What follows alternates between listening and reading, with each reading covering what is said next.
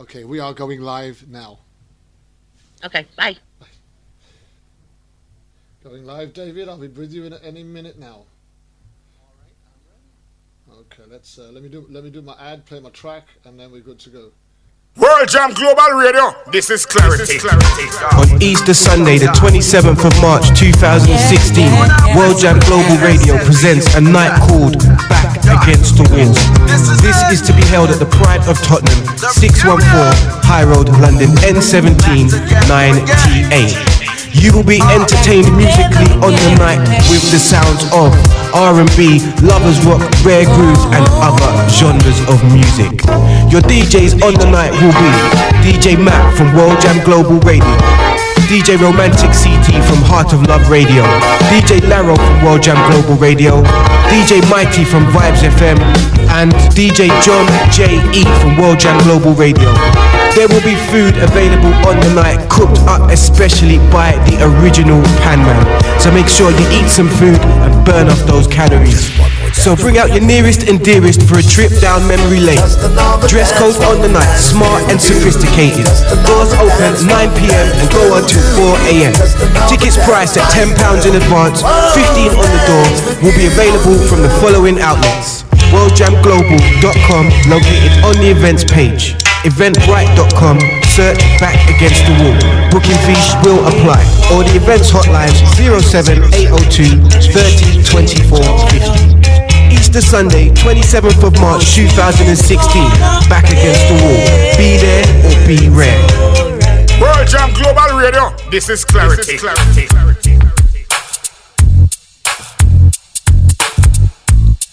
I want to say a big good evening going out to you. This is Kervin Julian on Issues Today, World Jam Global Radio. My time, I pay for my crime. I already did my time, I pay for my crime.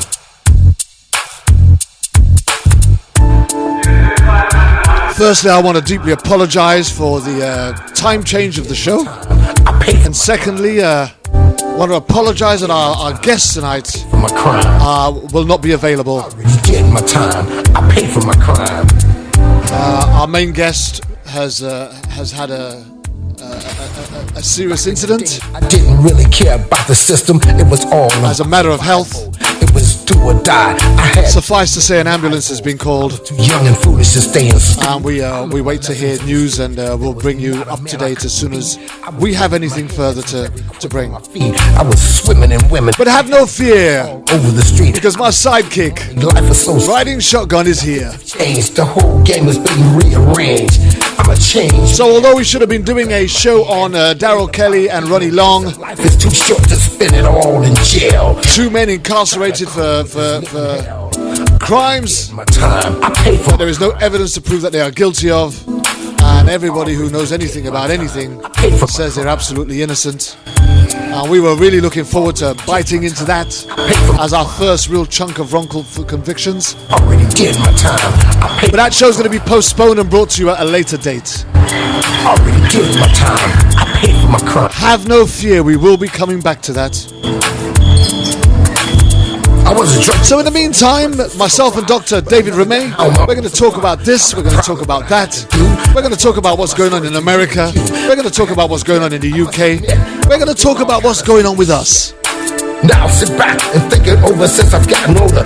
The life I used to live, I wouldn't do it again. I was young and dumb, my brain was so numb. I was a real Forrest Gump, but I was nobody's chump. Me and Billy the Kid had a lot in common. I was the real Terminator, much meaner than Arnold Schwarzenegger. I'd shoot you up And I kind of still haven't got this timing thing right. Please explain to me how, if I could do my show at 6 p.m. GMT, it's 1 p.m. EST, but if I do my show at 8 p.m. GMT, it ain't 3 p.m. EST, it's 4 p.m. How does that work? already did my time. If I move my show forward 2 hours from 6 to 8, it should mean that in America it goes from 1 till 3, right? Right? I guess not. It's actually 4 p.m. EST. And anybody that's joined us, we're so glad to have you with us. I pay for my crime. I'm trying to get this felony off my back so I can get my life on track and have the right to vote and live like an ordinary citizen again. World Jam Global Radio, this is clarity. This is clarity. This is clarity indeed, and first and foremost, let me just formally welcome my guest, my dear friend, Honourable, and it's such a pleasure to have him alongside me each and every week. And this week, you're going to have to put up with just the two of us. Grover Washington, jazz track, Grover Washington on saxophone, just the two of us. It's just the two of us, me and Dr. David Ramey today. Hi, David. Hello, Kervin. How are you doing? I'm fine. I'm a little bit disappointed that we couldn't get our teeth into this particular show this week. I was really looking forward into getting into this. I mean, we'd actually titled it "A Lie Can Get You Into Jail, but the Truth Won't Set You Free." Biblical proportions, and we're not able to do that show. And unfortunately, Jennifer has been taken ill quite suddenly and very, very recently. In fact, within the last 15 minutes, just before we were due to go on air.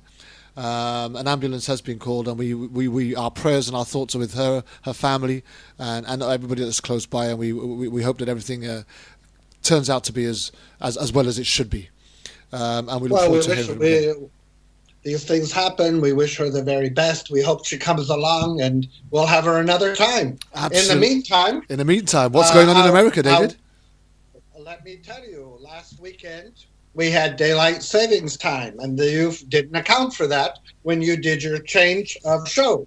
We lost an hour. Well, in the spring, we move up an hour. So is that what happened? Yeah, we're closer to you, you see. So we moved up an hour. And in the fall, we fall back an hour. That's how you remember it. Spring up an hour, fall back an hour. And that's what we did last week. So last week at 1 o'clock in the morning, it became 2 o'clock in the morning. And for you, that made the difference 4 o'clock instead of 3 o'clock. So now you know. Now I know. I got it. I will not make that mistake again. So I was right in the first place. It's just that you guys switched the clocks on me, right? Well, whether you're right or not, it doesn't matter. We're here now, and that's the good thing. Absolutely. And let me tell you what's going on in America. We have here one of the most contentious races in the history of the United States. The Republican Party has imploded. They played every game in the world since 1994, when Newt Gingrich, a congressman from Georgia, began this process of slash and burn and destroying people's reputations and doing any and everything possible with the advice of a political consultant named Frank Luntz, who is now a paid employee of Romney and the Republican Party and Fox News. Now, in that slash and burn, in which they began to call Democrats liberal, communist, socialist, child murderers, rapists, everything you can imagine, the Republican Party cleaned up in the South. And the old white Democratic Party of the South was completely transformed, and it became majority African American, a 30% white American, and the Republican Party of the South took over. And in the 20 years following, from 94 until today, you can see that the entire South is ruled in almost every single political office by the Republican Party. Senators, congressmen, and governors. And the only exceptions are where the gerrymandering, which is putting districts in certain ways to get certain electoral outcomes, is severe. You have one Democrat, and he's the black person. If you divided those blacks up among several districts, you might have many Democrats. But because they have all the offices, they've districted to their advantage, we have a solid red or Republican South. Now, that party has done all these dog whistles for 20 years, and it has come home to roost. In 2008, President Barack Obama was elected president. And right away, the Republicans under Mitch McConnell of Kentucky, a southern state, said, our first goal is to make sure that Barack Obama is a one-term and a failed president of the United States. Their entire focus was to make him a failed president. To me, that is the most anti-patriotic thing anyone can do. They are elected to do a job for the people, not to do a job for their electoral party. And that is what has happened over the years. When in 2010, the Obamacare became a fundamental issue in our races, the right wing of the right-wing Republican Party, that is, instead of the neo-fascist portion, we're talking about the Genghis Khan portion from the 12th century, that party then created something called the Tea Party. Now, I'm sure people in Britain know what the Tea Party originally was. The Tea Party... Was that the Boston Tea Party? Yes, and it was done by the Sons of Liberty under Samuel Adams, cousin to John Adams, the second president of the United States, and it was in reaction to taxation without representation. Now, they called themselves the Tea Party, but what did the Tea Party really protest? The Tea Party, which is made primarily of low-class, white, uneducated people who need medical care, who need a minimum wage, who need the benefits of a social country, they went out and protested against every single government program that would help them. Every single program, health care, Medicare, Social Security, education, food stamps, imagine it. And they did it in the most imbecilic manner possible, with posters of Obama with a Hitler mustache, of Obama with monkey ears, of President Obama with a Kenyan national flag, of Obama as a Muslim dancing with Osama bin Laden. They did every racist political act imaginable to berate, to denigrate, and to offend the good senses of good people in this country. And in spite of their determination to make him a failed president, a one-term president, this man took a depression that was greater in economic terms than anything we have faced since Herbert Hoover, 1928 to 1932. And he took 2 wars, and he took a stock market crash, a financial crash. He took a low spirit. He took people coming home dead from wars, 300,000 wounded veterans, and he turned this country around. And when the Republicans said, let our auto industry and steel industry go bankrupt, he saved it. And when Republicans wanted to see the banks go bankrupt, he saved it. And all he did was to make this country greater.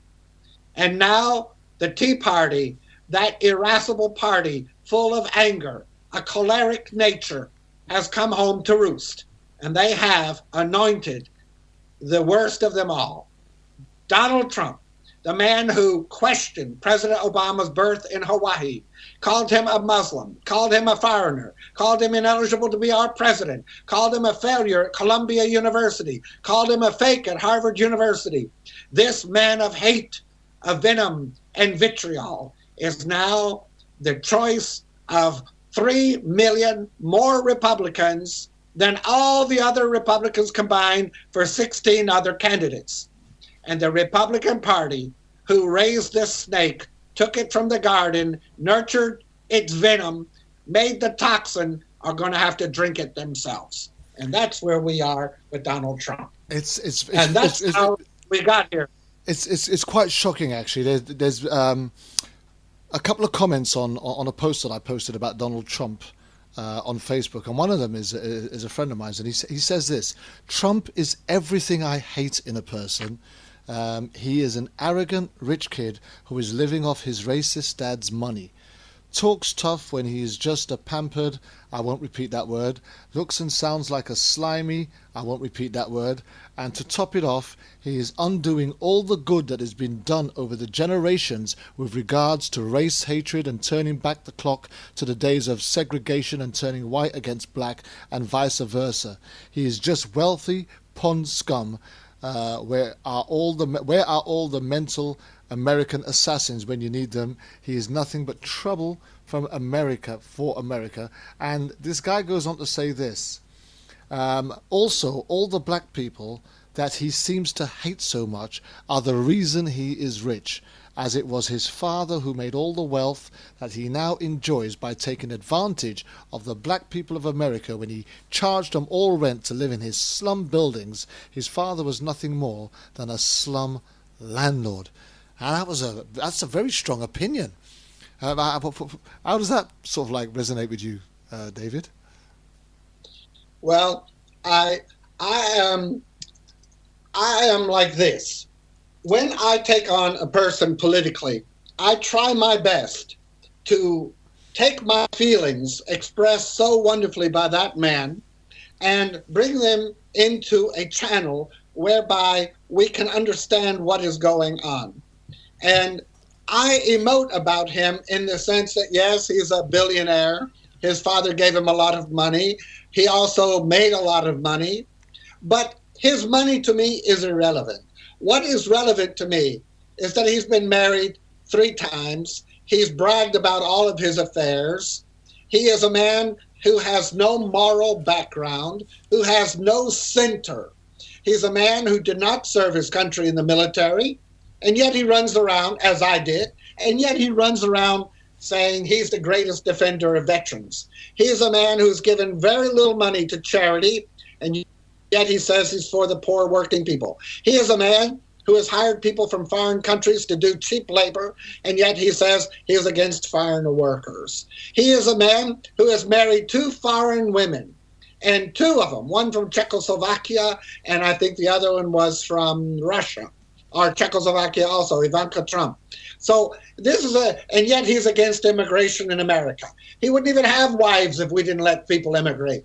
So, and when I look at him, I see a narcissist, a man who is in love with himself. When he was asked yesterday, who would you consult on national security matters? He said, well, I know how to think, and I talk to myself, and I would consult myself. I would consult myself. There's an old saying in the legal field, a lawyer who has himself for a client is a fool for a lawyer and a client. In other words, you cannot possibly take care of the national security, economy, general welfare, and all the other responsibilities that a president has to do by consulting yourself any more than some kind of a little dictator could do that in Andorra or Liechtenstein. It's just not going to happen. Now, what the Republicans want now, in reference to Donald Trump and everyone else, is they're playing a game. President Obama, whom they have never respected, have never acknowledged, has by the Constitution a legal duty to nominate a man to the Supreme Court. As you know, Antonin Scalia died. The president has nominated a person. And the Republicans, within a minute of him doing so, said they will not interview him, they will not have a hearing for him, they will not have a vote on him, and they will not appoint him. And this is unprecedented in the history of the United States of America. But it is another example to which the Republicans and Tea Party will go to disparage the rights of the president because he is an African American. So the other day I said, what is the real fear of these Republicans? What is the real fear of them against us moving forward and immigration and President Obama? So I looked up on the Census Bureau projection. And in America in 1990, Carvin, we had 250 million people. 250 million in 1990. 75% of those were white. All right? In 2020, America is going to have 325 million people. That's just in 4 years, okay? 325 million. Of those, only 64% will be white. So the white population will lose not 11%, but 11 points, which is a lot more, nearly 20% power. The Asian population is going to double from 4 to 8. The Hispanic from 10 to 15. Now, how smart is it for Donald Trump and Republicans to rip into Mexicans and Hispanics when they're going to become 15% of our population? The African Americans will go from 12 to 13. So the largest minority will be Hispanic, replacing the blacks. But the key element is the whites that had 3 out of 4 votes will only have 6.4 out of out of those votes, 64%. So that is their fear. They see America changing. They see America becoming a nation of color and diversity. And they see that Asian population from 4 to 8% is primarily from India, Bangladesh, Pakistan, those countries. So they see the people of Southeast Asia and they see the people of Spanish countries becoming such a percentage of America that soon they will outweigh by large the white population. And that is what the old white people who vote cannot tolerate. Now, if you look at the young people voting in America, it is astounding because millions and millions of more young people are voting for Bernie Sanders than for any other person. Trump, Hillary, Kasich, anybody, Rubio. It is astounding, the statistics. For example, an estimated total youth votes so far for president in the primaries, John Kasich, who's left, has 278,000. Cruz, who is a horrible, horrible man, I have to say I'd prefer Trump over Cruz, 557,000. Trump, 600,000. Hillary, 625,000. Bernie Sanders, 74-year-old Jewish man from Vermont in a state with barely 800,000 people, has 1.55 million people who are between the age of 18 and 25 voting for him. Wow. That means more than double Hillary and more than 6 times Kasich. And that tells you right there that the young people are not going to put up with racism, are not going to put up with income inequality, are not going to put up with immigration controls in a global world. And I think if you look carefully at the way the young people are going, you will see the true spirit and future of America. But there's a couple of questions that I want to go back to on Trump, because I'll tell you what, David, I don't think we're going to leave Trump alone on this show, because I want to dump Trump. That's what I want to do. I want to dump Trump on this particular show. That's what we're going to call this show, the Dump Trump Show. All right, but what are I mean. Since our producer Linda introduced me to this guy called Bernie Sanders, I've been watching him on Twitter. I've been watching him on the news, and I've watched him really grow in popularity. And I like this guy, right? What's stopping him from getting the real votes that could really get him into power? What's his stumbling block? Do you think, David? I think his own mouth is his stumbling block, and also I think his finances. This man has bankrupted 4 times.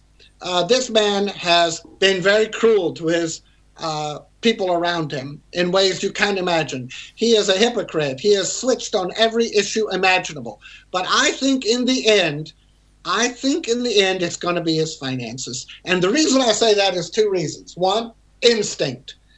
You always hide your weak point, and that's something he is definitely hiding and blustering about. And number 2, Mitt Romney came out and said, we have to see his taxes. And Trump went ballistic.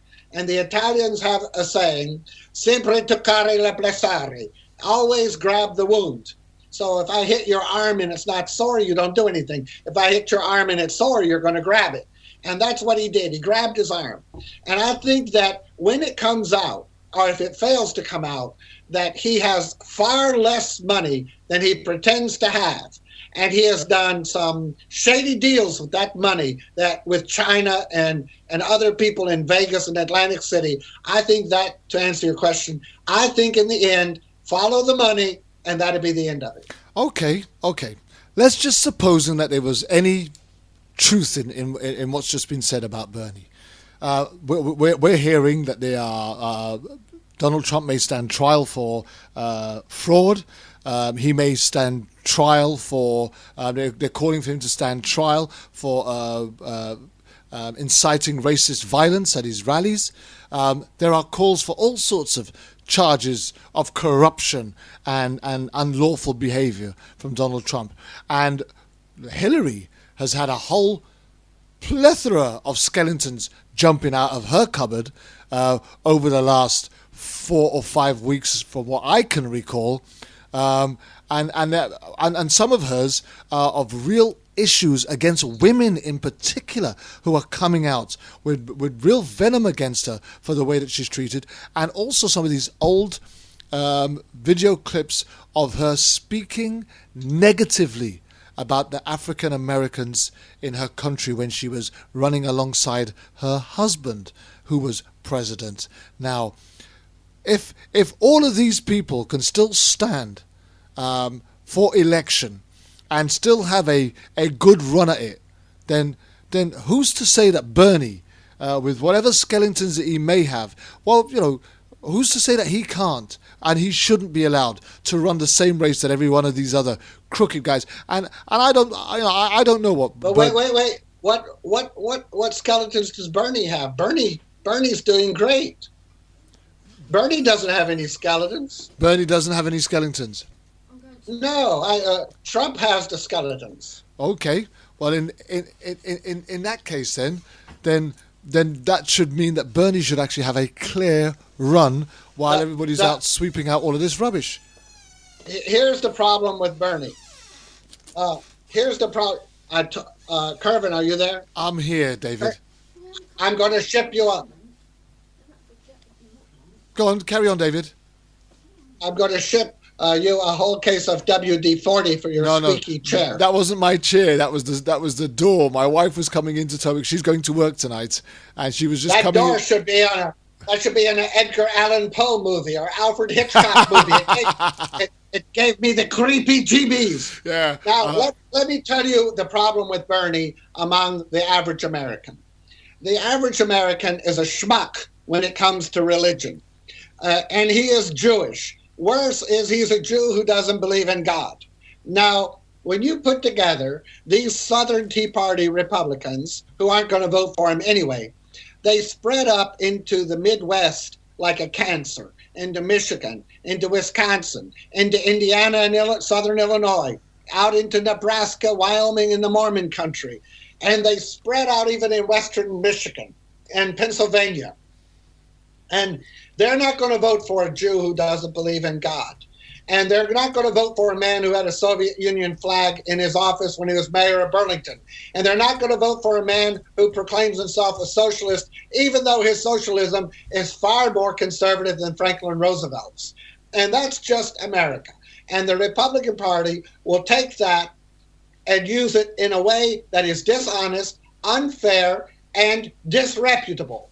And that will hurt the Democrat Party, not so much for Bernie maybe, but it will destroy them in the Senate and the House. And that is why the Democrat Party has completely sided with Hillary on the superdelegates. Now, Jeff Weaver, who is like Karl Rove to Bernie Sanders, a lot more moral, I might say, but Jeff Weaver is a very, very, very determined man.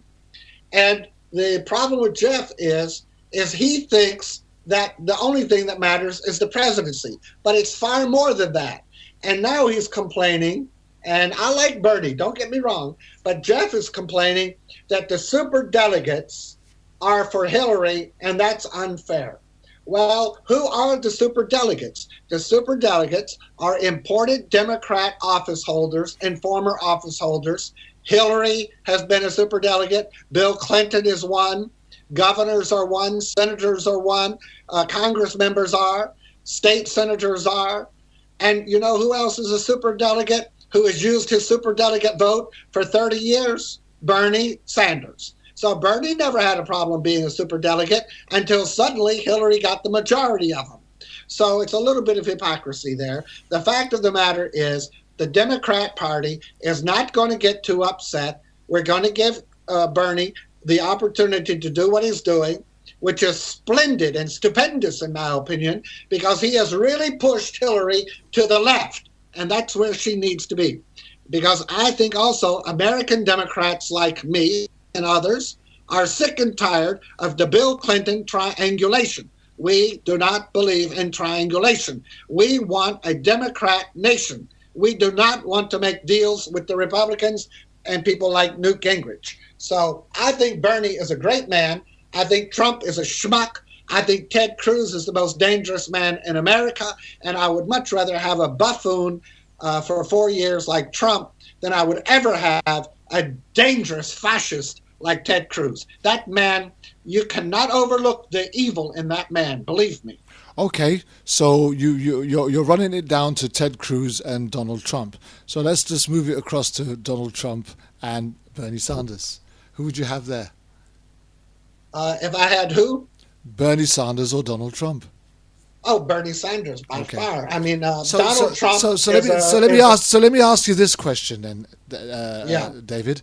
See, I'm a British guy, right? I'm here from the UK, and I'm looking in over yonder, and I'm looking at all of this stuff going on over the waters to my brothers out there in America, and I'm asking myself, what the heck is going on here? How could somebody so ugly in spirit, how could somebody so ugly in character, how could somebody who has no personality and the face of a platypus, right, be actually attracting all of this attention, right, and gaining all of these votes? Who's voting for him? Is this a fix? Is he really getting these votes? And how is he really getting these votes? And if he is getting these votes, who's voting for him?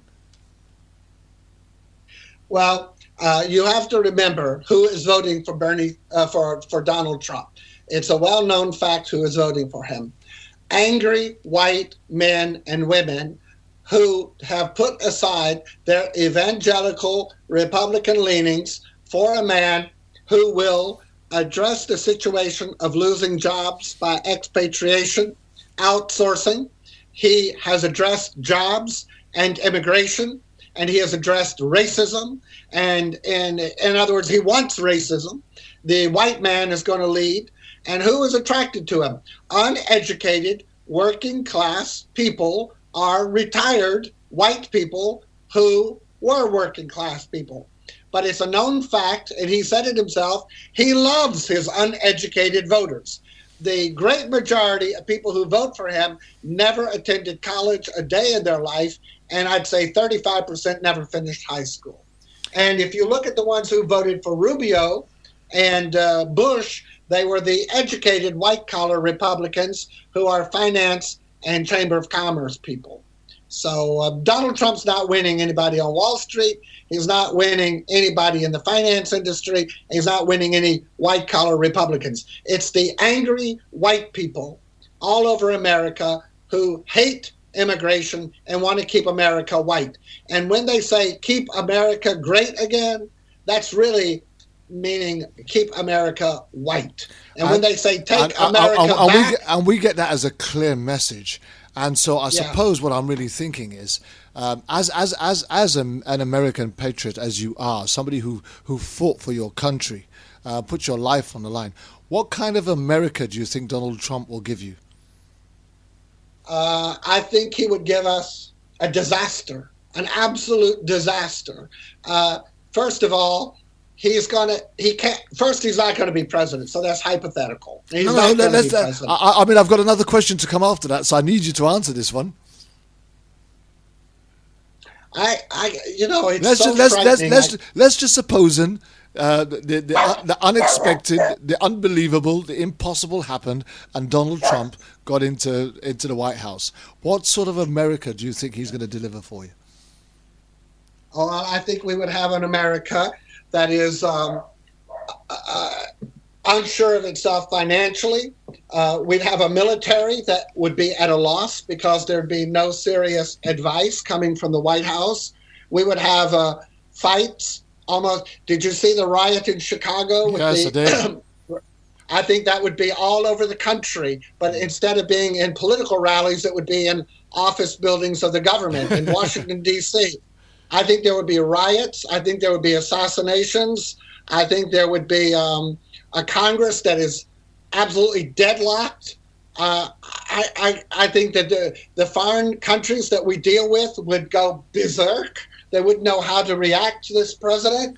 And I think Israel, I don't know, I think Israel would send its Mossad over here and take care of the problem and put in somebody they want. Here's the thing, you see, because that was the next question. You touched on it a little bit, but I want to expand on it a bit more. You see, after everything that Donald Trump has said, right, after all of his views and opinions that he's allowed to be broadcasted and written out in the media and stories all across, and the way that he's portrayed himself at his rallies and at his speaking engagements, how does he expect to engage in foreign policy with foreign ministers of different countries after he's ridiculed them and mocked them and disrespected them? How could he represent America at the United Nations? How could he represent America going into some of these other countries that you do business with, that you rely upon for an income and the economy? How would he be expected to deal with the countries where the oil and everything else is coming from, that America so much relies on for the dollar? How on earth would America be able to withstand the fallout that would come from all of these countries pulling apart and trying to find a new partner? Somebody like Putin or somebody else, maybe the North Koreans or anybody else but Trump. I mean, it'd be absolutely catastrophic. Well, he's already, first of all, the past president of Mexico has used the F word for him. Today, Vladimir Putin came out and said he was not amused by Trump's latest ad making fun of Hillary Clinton barking like a dog and Vladimir Putin doing a karate chop on her neck. The president of China came out yesterday and said the man is a narcissist buffoon. And if he thinks he's going to put a tax on China of 35%, he's got another thing coming. Of course, he hasn't calculated that George W. Bush borrowed $4 trillion from China. Imagine if China sent us a mortgage note and said, pay up or else. Next, he wants to impose tariffs on our European partners at 35%. The Americans would go ballistic. Are you kidding? I already paid $10 for a little piece of Gruyere cheese from Switzerland. I'm going to pay $13.50 for it? Shut up. And next thing, he wants to break the NAFTA agreement. He wants to absolutely abolish Obamacare. That's 22 million Americans receiving health care suddenly are going to be thrown out of health care and pharmacy insurance. He wants to reform the Medicare and Social Security, and what the veterans haven't got a clue about yet, and I'm trying to educate him, is he wants to privatize veterans care. Now, right now, Veterans Care, which is the hospital program for medical program for all the veterans of the United States of America, about 12 million of us, he wants to go out there and privatize it. So instead of me going to the Veterans Hospital like I do now, and they say, thank you, Dr. Romay, for your service. Thank you for serving our country. Sit here, sir. Right away, we'll take care of you. I'm going to have to go out to some private doctor and be treated like a putz and wait 6 months for treatment? No. I'm not going to deal with that. And next thing, you've got to figure 25% of people on earth are Muslims. From Indonesia to Pakistan to Saudi Arabia to 400,000 of them in Florida alone that voted against that Schmiel, to Detroit that voted for Bernie. There are Muslims all over the world. The second biggest population of Muslims in the world is in India. The first in Indonesia, and then all of our friends and allies all over the world. And he's not going to let one single Muslim come to the United States of America. This is just another way of him to use his religious and racial dog whistle to insult the President of the United States of America, who he has said is a Muslim, and who these so-called reputable Republicans who are now ripping into Trump enjoyed it immensely when Donald Trump said he was not born in America and he was not an American president because he was a Muslim. My question to anyone who says, what is the man's religion? Is he a Muslim? Is what does it matter? There is no test in the Constitution for religion. There is no test. There is a test that you have to be a natural born citizen, something that Ted Cruz is not. He was born in Canada, of a mother who renounced her American citizenship and of a Cuban father. How do we know that if Barack Obama's father was a Muslim from Kenya, how do we know that Ted Cruz isn't a communist from Cuba? Because his father was one. So I think the hypocrisy, the imbecility, the moronic nature of these people's minds has sunk them so far into a sewer that they can't see left or right. And I want to add something else. Let me ask you something, Kervin. Let me ask you something, my dear friend. You're an African British, right? What do you call yourself? I'm Black Caribbean. You're a black. All right.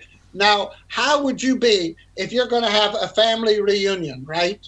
And you know that David Cameron hates black people, hates them.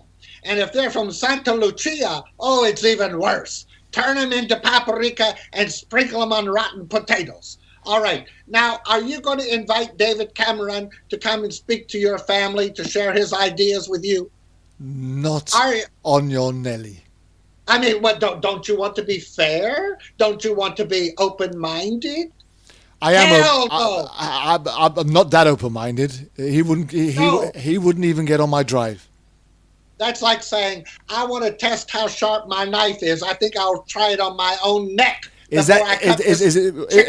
be like sending out an invitation to Satan to come to your wedding. Exactly. Now, why would AIPAC, the American Israel Political Action Committee, AIPAC, they know how dangerous Trump is. They know how bad he is. Why would AIPAC?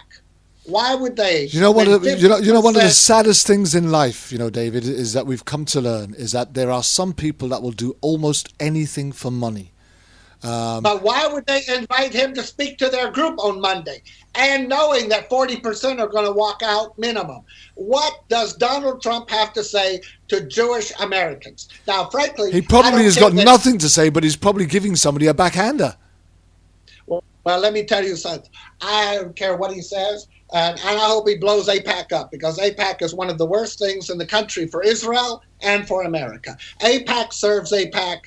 It does not serve Israel. And if you're a real friend of Israel, you will be opposed to Benjamin Netanyahu, and you would be opposed to the way he has treated the President of the United States. When the Republicans gave Benjamin Netanyahu permission to come to our Congress to insult the President of the United States in one of the most far-reaching peace arrangements in history, the Iran deal, to me, they have already sacrificed any credibility and patriotism they might have had for this country. Here's a thought for you, David, and this is a question sent in by one of the listeners. Americans are shallow people, and they kind of look at movie stars with stars in their eyes, so to speak, and it goes on to say that that's why Ronald Reagan got elected. I mean, Ronald Reagan. In fact, I think it was Ronald Reagan that was initially. Firstly picked for the part for the big Humphrey Bogart part there in Casablanca, and for some reason didn't get it, but it was given to Humphrey Bogart, and that was Humphrey Bogart's star. Anyhow, that's a whole nother thing. But Ronald Reagan was a celebrity, and that's why he got the vote. He didn't get it because he had great politics, because he's got people in the back room that will put together that sort of stuff.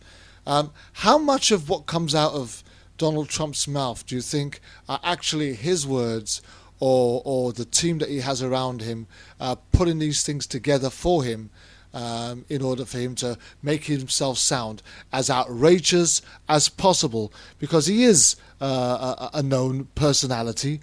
He's also a known personality with a lot of financial clout. So how much of that actually plays into this so-called political popularity that he now seems to find himself walking in? Well, that's an excellent question. And I think we have to look back at history. Probably no one in the world in 1787, at the time of the Constitution, was more popular than George Washington. He was very good-looking, very tall for his age, very celebrated military leader, a very great dancer, married to the richest woman in the United States, Martha Custis Washington, inherited a plantation, and his popularity and charisma took him a long way. John Adams, the second president, was a prune. It didn't do anything for him. Jefferson was a popularity, but Madison, Monroe, Quincy Adams were boring. And then Jackson was a popularity. Now, if we bring to our common times, Jack Kennedy was a great charismatic president. Richard Nixon was the worst. He was the worst. Richard Nixon was like a pineapple floating in the ocean for 6 months. He was terrible. Johnson had no personality. Carter had no personality. Reagan did. Bush was okay. All right, he was okay. Clinton had a huge charisma. Obama even bigger. But Obama's charisma and Clinton's charisma are 100 times more than Donald Trump's. Donald Trump is well known. He's a celebrity. He's wealthy. But in all of that, he's only got around 35% of the Republican vote. And if you put him on the national level, he would be lucky to get 15%. So is America prone to elect movie stars? My answer to that is thank you for the question. It's very good. But in my knowledge of history, we've had 44 presidents and 43 men. You might wonder why that was, because Grover Cleveland was elected the 22nd president, then Benjamin Harrison defeated him, and then he came back as the 24th president. So we have 44 presidents and 43 people in the office, and of the 43 individuals, only one has been a movie star. So I don't think America is any more prone to electing high-level personalities than anyone else, except for the fact that the way you get elected in America nowadays is through television and radio and movies. And these television shows and movie shows and radio, this internet, you have to have a personality. What Ronald Reagan did is he captured something that's unique. As Roosevelt mastered the radio and Kennedy mastered television, this man has mastered the internet, social media, and Twitter and Facebook like no other candidate has ever done. And in that sense, he has captured a new form of media that has propelled him in ways that nobody expected. But will it win him the ring? No, I doubt it's going to win him the ring. Well, in my opinion, as far as morals, principles, and anything else goes, common sense, Donald Trump winning the election, you might as well put the Kardashians in there with him. I don't see much difference between the two. Both of them have been imported from over that side of the waters, and if they landed over here, we'd be putting them on the end of our boots and kicking them straight back. But here's the thing, right? Australia thinks that Americans are absolutely crazy for leaning towards celebrities. And here in the UK, we wouldn't tolerate it either. There have been several celebrities who've tried to launch themselves into a political career, and they get nowhere very fast. They're actors, they need to stay acting. If you're a celebrity, just stay being a celebrity. It's very difficult to mix the two, and people find it difficult to take you seriously. And I can't understand for the life of me how Donald Trump has managed to get himself this wealth of opinionated support right across the Americas. Even if you just put it down to the redneck,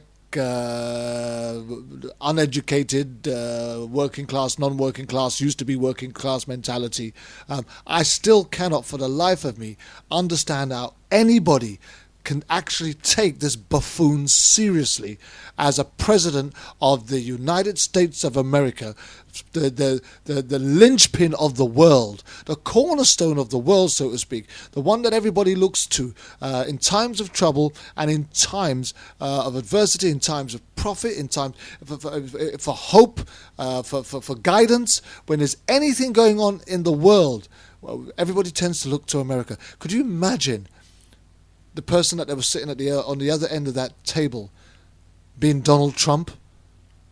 Yeah, but to Kervin, think about it for a moment. We have an example in Europe of Donald Trump, and I think he is following this man's narrative, so to speak. Berlusconi of Italy is a billionaire, and he was a celebrity, and he had power for 20 years in Italy, and he had these women and underage girls, and he slapped people in the face. He did anything and everything he wanted. He eventually got brought down. Yes, but he was still prime minister, president of Italy for a long time. Yeah, and you have in England celebrities. They don't have power, but they're the royal family. You have In France, you have celebrities. The presidents of France have married very famous women, very beautiful women who are movie stars and models and actresses. So I think all over the world, people are affected by celebrity, but they don't usually gain a lot of power. I think Berlusconi is the closest we come to a Donald Trump, but I don't think Donald Trump is going to win. I just don't see it, because in the end, you're going to have people who vote on their money. And they are worried about their money, especially old people. And I think they're going to vote on Social Security, medical care, health care. And the Republicans are trying to scare everyone all the time with ISIS, Ebola, Zika, any kind of a virus. 14, all you heard for the whole month of September and October before the election was Ebola, Ebola, Ebola. And Ebola did two things. Number one, it told all the white people blacks are infecting us from Africa like they did with AIDS. And number two, vote against Ebola is voting against Africans. And number three, Republicans will save you from Ebola. It's stupid. These things to me are far more fascinating, how you can lie to people, than some celebrity moniker like Ronald Reagan. Ronald Reagan was president from 1981 until 1989. And the man never mentioned the word HIV or AIDS until 1987. Think about it. What are Republicans going to do for health care, for benefits for the people? Do you realize in America, right now, we have, in 1932, when President Roosevelt was elected, we were deforested. We were absolutely national parks. Everything was terrible. He planted 3 billion trees under his presidency in the Civilian Conservation Corps. Do you know that today, more than 55% of all the trees in all these United States are from Franklin Roosevelt, a Democrat's program? Do you realize that 100% of people in America today over the age of 65 get Social Security because of Franklin Roosevelt, and no Republican voted for it? Do you realize every American over 65 gets national medical health care because of a Democrat, Lyndon Johnson? Do you realize every veteran in America gets education, pensions, and health care because of a Democrat, Harry Truman? Now you tell me, what do Republicans do for the people of this country beyond borrowing $5 trillion of foreign money to finance wars on behalf of Israel and the Republican Party that is supported by defense industries and large corporations that make money from oil and money? You tell me, and those issues are the ones that the people are going to have to vote on.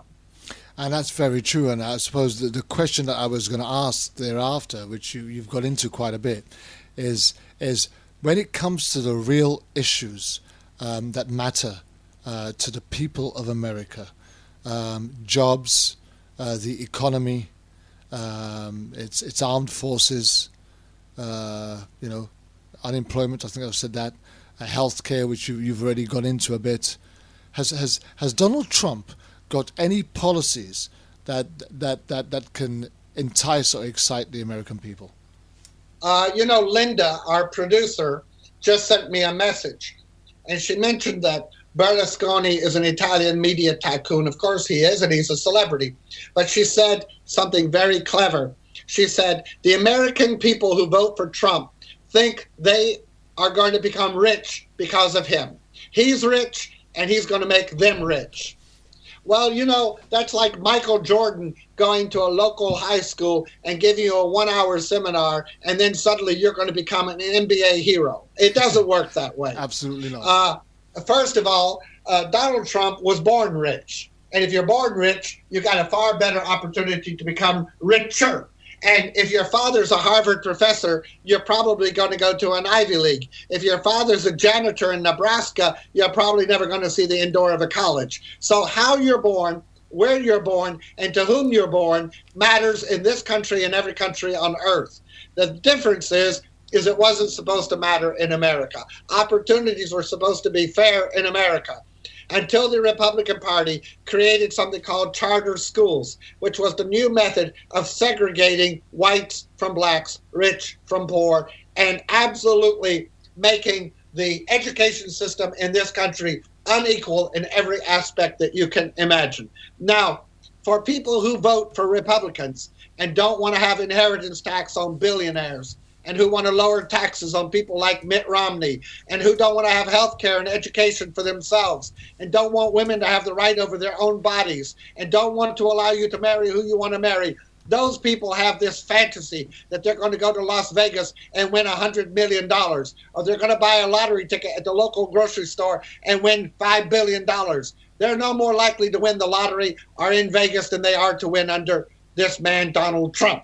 And until people realize that, and I think Linda has made a very good point of the delusion in which they live, until they realize that, they're going to continue voting for the man who is against the minimum wage, who's against taxes that benefit them, who are against taxes that absolutely make the richest pay, and are against the policies that would really make this a great country, and a country absent of racism and inequality in every aspect, from income to the way you're born.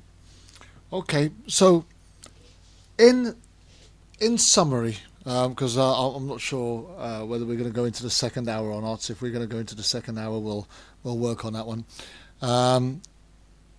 If you were to talk about who would be the best candidate to become the next president of the United States of America, who would you say, David?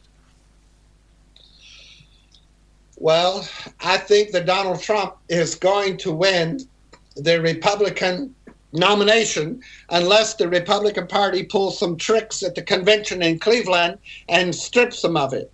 In that event, you can be certainly sure that the Republican Party will implode. It will no longer exist. And I don't care if the Democrats name Godzilla, he would win. I think on the Democrat side, Hillary has the numbers on her side. I mean, I know Linda's gonna stick a toothpick in my eyeball, but I think the idea is very simple. She has the superdelegates. She's far ahead of him. Mathematically, he cannot make it up.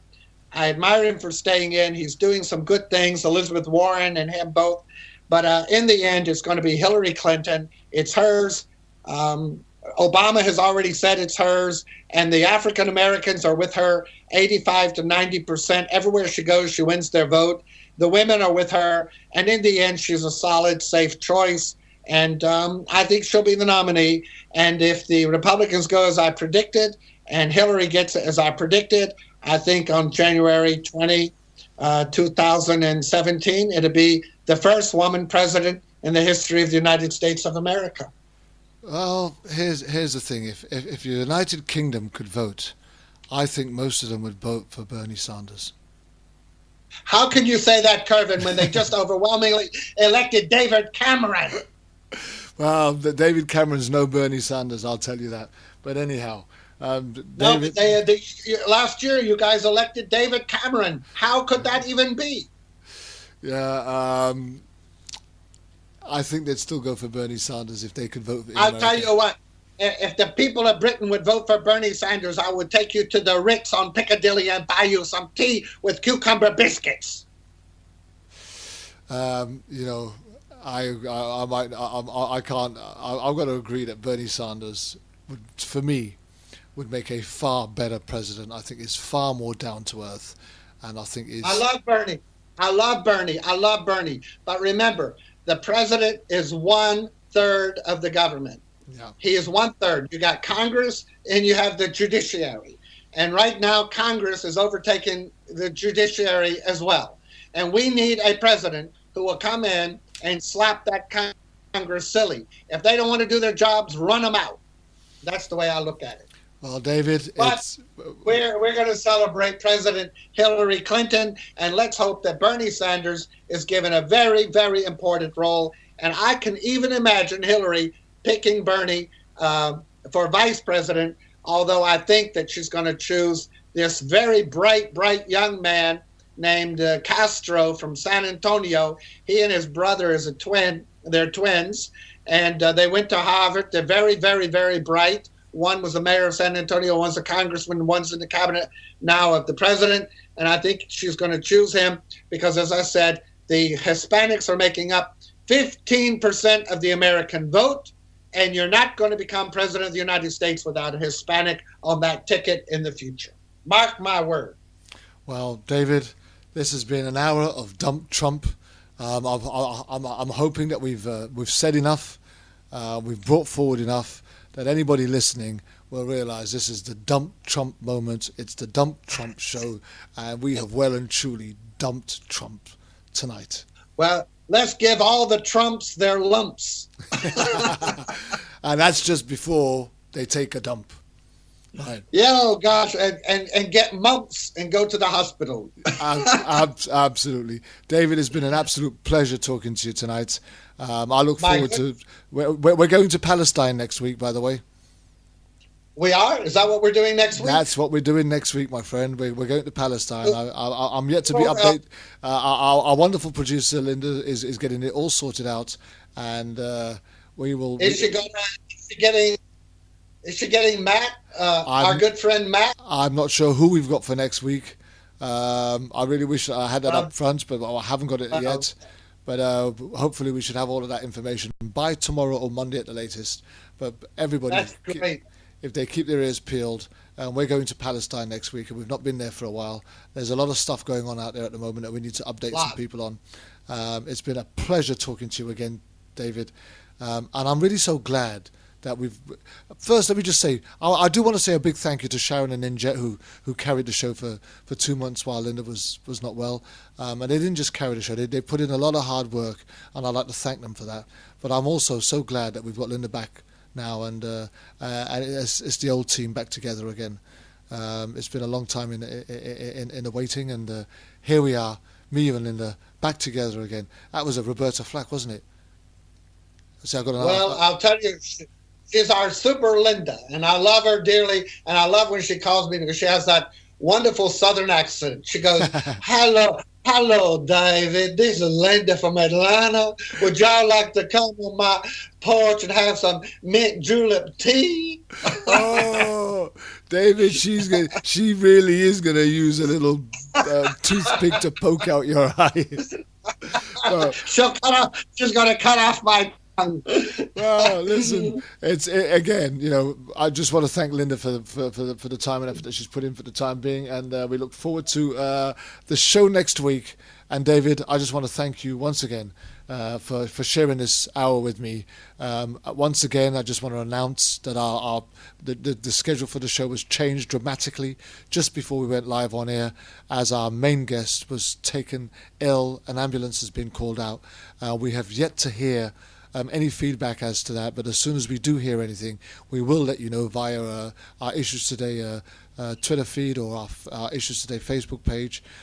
We will let you know that everything's A-OK and hunky-dory, and we will reschedule that show for another date. Thank you very much, David. Thank you very much, Linda. All right. And thank you very much, bye-bye, listeners and audience, for listening. We're out of here. Bye-bye. Bye-bye, David.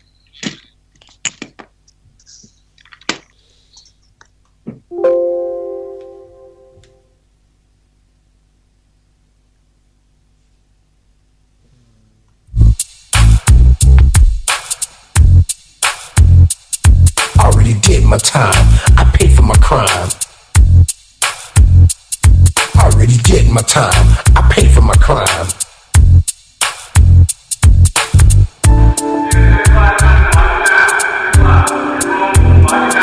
Already did my time, I paid for my crime. Already did my time, I paid for my crime. Already did my time, I paid for my crime.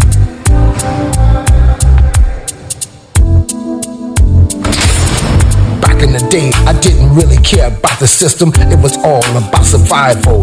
It was do or die. I had too many rivals. I was too young and foolish to stay in school. I learned my lessons in the street. There was not a man I couldn't beat. I was good with my hands and very quick on my feet. I was swimming in women. I had girls all over the street. I was getting money. Life was so sweet. Now things have changed. The whole game has been rearranged. I'm a changed man. Don't need no gun in my hand. It ain't about being no gangster. that life is too short to spend it all in jail. Trying to cope with this living hell. Already did my time, I paid for my crime. Already did my time, I paid for my crime. Already did my time, I paid for my crime. Already did my time, I paid for my crime. Already did my time, I paid for my crime. I was a drug dealer, sold more drugs than Superfly, but I never got high on my own supply. I'm not proud of what I had to do. That's why I'm telling my story to you and you. I had to repent, I must admit, I was doing all kind of stupid shit. Now sit back and think it over since I've gotten older. The life I used to live, I wouldn't do it again. I was young and dumb, my brain was so numb. I was a real Forrest Gump. World Jam Global Radio, this is Clarity. World Jam Global Radio, this is Clarity. Are you ready? Are you ready? It's time for your new DJ here on World Jam Global Radio. As you know, World Jam Global DJs transmit from around the world. All viewers, please wait 30 seconds after this transmission. Then press play